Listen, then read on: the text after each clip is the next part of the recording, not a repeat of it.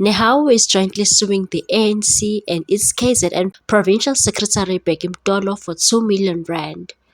This is after Mtolo publicly claimed in Kokstad that the COSATU-affiliated labor union is behind the poor services that the citizens are receiving in several government departments like Home Affairs and SASSA.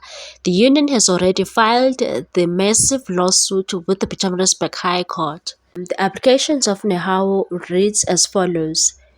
In respect of Claim 1, the plaintiff claims against the first and second defendants jointly and severally, one paying the other to be absolved.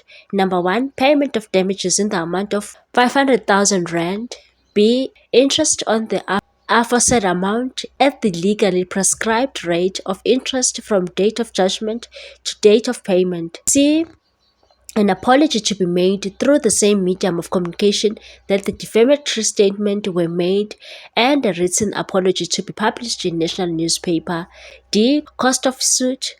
E, further and or alternative relief.